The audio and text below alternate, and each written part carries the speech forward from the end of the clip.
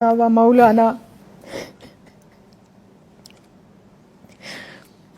محمد وعلی آلہ وصحبہ وبارک وسلم۔ قبلہ غازی صاحب، آپ کے لیے میں نے ایک شعر لکھا تھا کہ اتنی جرت سے کون بولے گا آپ کو میری عمر لگ جائے۔ آج میں اس شعر میں ترمیم کے ساتھ آپ کو دعا دیتی ہوں کہ اتنی جرت سے کون بولے گا آپ کو عمر خضر مل جائے۔ ہم گھروں میں بیٹھ کے خواتین تماشا دیکھ رہی ہیں کہ الرجال قوامون علی النساء کہنے والے 57 اسلامی ممالک کے حکمران کس نیند میں سو رہے ہیں، وہ کس بے حسی کا شکار ہیں۔ تو آپ نے جس جرت، غیرت دینی اور احساس امت کا مظاہرہ کیا، شکر الحمدللہ کوئی تو بولا، کسی نے تو اس ظلم کے خلاف آواز اٹھائی، ورنہ کل تک مجھے یوں لگتا تھا کہ میں سیدنا امام زین العابدین علیہ السلام کے ساتھ کوفہ میں کھڑی ہوں، جنہوں نے فرمایا تھا کہ مجھے یزیدیوں کی یزیدیت نے اتنی تکلیف نہیں پہنچائی جتنی کوفہ والوں کی خاموشی نے۔ اور جان لو کہ جب بھی کبھی کہیں ظلم ہو اور امت اس کے اوپر خاموش ہو تو وہ لوگ کوفی ہیں، وہ جگہ کوفہ ہے اور وہ رویہ کوفیانہ ہے۔ تو مجھے تو سمجھ نہیں آ رہی کہ سسکیاں کس زبان میں لکھوں۔ آج الفاظ آپ دیدہ ہیں، اور جو آپ کا حال ہے نا، روز آج 11 دن ہو گئے ہیں، ہم مائیں جب اپنے بچوں کو روٹی دیتی ہیں نا تو ہمارے بچوں نے انکار کر دیا کہ ہمیں ایک وقت روٹی دے دیا کریں۔ ہم سے نہیں دیکھا جاتا غزہ کے اندر اپنے معصوم بہن بھائیوں کا اس طرح سے گاجر مولی کی طرح کٹنا، گویا ان کو تو انسان بھی نہیں سمجھا جا رہا۔ اور یو این او کے جنرل سیکرٹری کھڑا ہو کے کہتا ہے کہ دنیا میں اگر کسی نے جہنم دیکھنی ہے تو وہ غزہ کو دیکھ لے، غزہ کے بچوں کو دیکھ لے۔ دوسری طرف یو این او امداد بھجواتا ہے مصر، اور مصر کی جو بارڈر لائن ہے وہ بند کی گئی ہے۔ یہ دنیا کس کو تماشا کر کے دکھا رہے ہیں؟ رسول کریم صلی اللہ علیہ وآلہ وسلم کی بارگاہ میں ایک استغاثہ آپ نے پیش کیا، میں ایک استغاثہ پیش کرتی ہوں کہ یا رسول اللہ، اور روز یہی کہتی ہوں ہر نماز کے بعد کہ اے گنبد خضرا کے مکی میری مدد کر، یا پھر یہ بتا کون میرا تیرے سوا ہے۔ یا رسول اللہ، ہمارا کوئی نہیں آپ کے سوا۔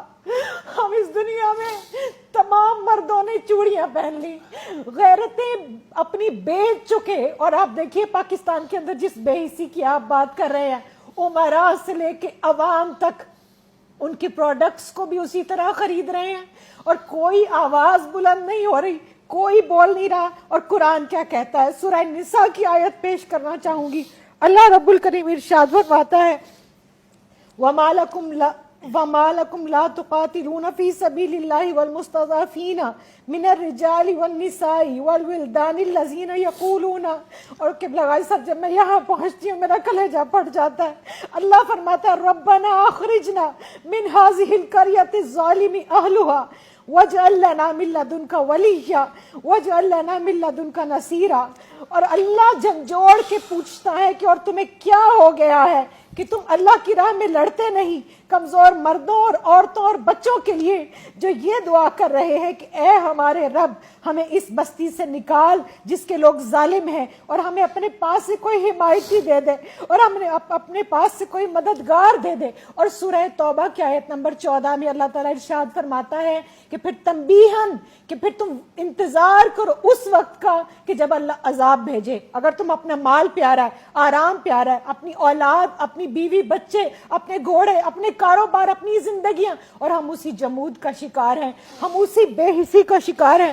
اور آپ دیکھیے 57 اسلامی ممالک میں جتنے بھی مسلمان ملک ہیں ان کے اندر کاش کہ آج کوئی جو ہے وہ سلطان حمید اللہ جیسا ہوتا۔ ایک بیٹی نے پکارا تھا، وہ اتنا غیرت مند تھا کہ پھر فوج لے کر آیا اور اس نے پھر اس ظلم کا خاتمہ کیا۔ سلطان صلاح الدین ایوبی کو آپ دیکھ لیجئے، محسن باللہ دیکھیے بغداد سے اٹھ کے روم کی اینٹ سے اینٹ بچا دی تھی ایک بچی کی خاطر، ایک عزت اور کی قبلہ خاطر۔ غازی صاحب، میں ایک عورت ہونے کے ناطے واسطہ دیتی ہوں، ہم عورتیں جو ہے نا یہ ظلم نہیں دیکھ سکتی، کیونکہ میں عورت کے جسم کے اندر ایک عضو ہے جس کو رحم کہا جاتا ہے، اللہ نے اپنے رحم کے ساتھ اس کو جوڑا ہے۔ میں اللہ کی عزت کی قسم کھا کے کہتی ہوں وہاں پر کٹنے والے بچے میرے بچے ہیں، وہاں پر کٹنے والی بیٹیاں میری بیٹیاں.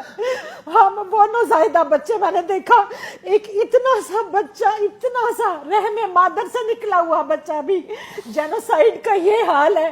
اسلام کشی نہیں, مسلمانوں کی نسل کشی کی جا رہی ہے, اور ہم چپ کر کے کئی سال سے یہ تماشا کشمیر میں بھی دیکھ رہے ہیں, فلسطین میں بھی دیکھ رہے ہیں, برما میں بھی دیکھ رہے ہیں, انڈیا میں بھی دیکھ رہے ہیں, اور ہم نے کئی سال تک افغانستان میں بھی دیکھا. لیکن جب افغانیوں پر یہ وقت آیا تو پاکستان نے اپنا بارڈر کھولا. آج میں ہاتھ جوڑ کے مصر کے حکمران سے کہتی ہوں کہ تم مانا کہ تم نصرانی ہو, لیکن تم وہی ہو. یاد کرو کہ جب تمہارا قافلہ آیا تھا نا, تو میرے نبی رحمت صلی اللہ علیہ وآلہ وسلم نے تمہارے لیے مسجد نبوی کو کھول دیا تھا. خدا کے لیے ان کو انسان سمجھو. یہ انسان ہے, یہ انسانوں کی اولادیں ہیں, یہ ہمارے بچے ہیں. تم جانوروں سے پیار کرنے والے ہو نا, تم ہیومن رائٹس کی بات کرتے ہو نا, کس ہیومن رائٹ کی بات کرتے ہیں؟ کم از کم ان کو انسان سمجھ لے. اور یہ جو وہاں پر غزہ کے اندر اجتماعی قبریں بنائی جا رہی ہیں اور ان کو جو جلا وطن کیا جا رہا ہے, اصل میں تو یہ ان کا وطن تھا. وہ وطن چھوڑ کر کہاں جائیں؟ تو یا رسول اللہ انظر حالنا, میں تو اتنا ہی کہوں گی, یا حبیب اللہ اسمع قولنا. اور وہ لوگ جو حضور غوث الاعظم کو مانتے ہیں, وہ حضور غوث الاعظم جیلانی کا جہاد بھی یاد کریں. آج یہ امت جس واہن کی آپ نے بات کی, یہ کیوں واہن زدہ ہو گئی؟ ان کی تلواروں کو کیوں زنگ لگ گیا؟ یہ ظلم کے خلاف آواز بھی نہیں اٹھاتے.